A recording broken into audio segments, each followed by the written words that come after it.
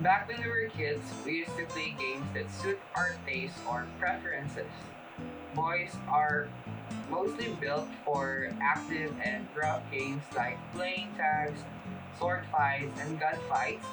On the other hand, girls prefer lovely and cute playthings like doll houses and playing jack stones.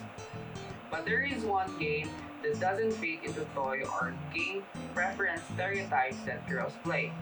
And this pertains to the well-known Chinese garter. Chinese Garter is a game requiring flexibility, agility, stamina, and coordination. It's a famous game for Filipino kids, particularly in the young ladies amid their elementary years. Without further ado, today we will talk about and introduce how a simple game could actually be a lot more complex and broad than we think. We will now report about what is Chinese Garter and all the things which are associated with it. Hello, this is Herlie speaking. Now, to start off this report, let's talk about the origin of the game.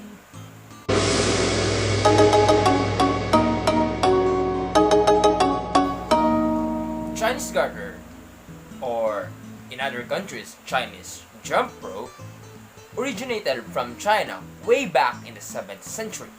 The game before was commonly played during the celebration of Chinese New Year.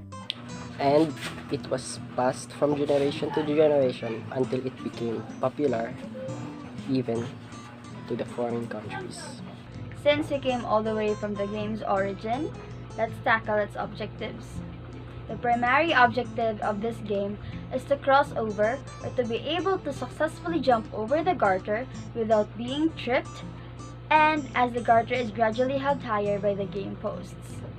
Of course, the game wouldn't be complete without its players. The game is typically played by 4 or more players, creating 2 or more teams with a minimum number of 2 members per group. Well, definitely it's a lot more fun to play with all your friends, regardless of whether they're born as a female or male. So I'm Rubelynn Pelones and I'm going to report about the court layout. So the game can be played anywhere as long as the players can move comfortably and jump comfortably. So that's it. The materials and props in playing Chinese Garter. The Chinese Garter, the garter itself, tells us that we need only one in playing the game. The game rotates around a long elastic band or a normal garter around a few yards in length, which can be bought from a sewing store at around 20 pesos or less.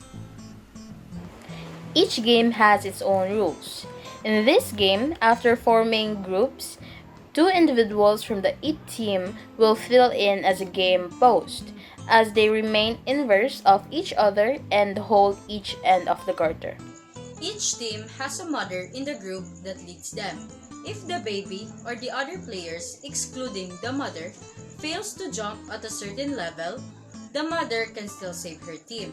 But if the mother fails, it will be the other team's turn, making the new game post and will bring the game back to the first level. The Chinese Garter game is generally subdivided into 10 levels. More often than not, notwithstanding, the players may choose for their coveted number of levels for their game. Here is a case of the levels being utilized to give you a thought of the game. Level 1, the garter is being held by the posts closer to the ground. Level 2 is knee-high. Level 3, around the height of the hips. Level 4 is waist-high, and Level 5 is chest-high. Level 6, shoulder-high. Level 7, head-high. Level 8, at the tip of the head. Level 9, a couple of inches over the head. And Level 10, also known as the father or mother jump, as high as a child, raising his arms high on tiptoes. Playing Chinese Garter helps us in different ways, such as improving and maintaining cardiovascular health, improving flexibility, balance, and coordination. And most importantly is being able to socialize with other kids, make friends, and make fun and happy memories. Every game that we played back in our childhood contributed a big part in our mental, physical, and social skills. Most importantly, it taught us how to have fun and enjoy small things. And that wraps our video for today. See you in the next lesson. Bye!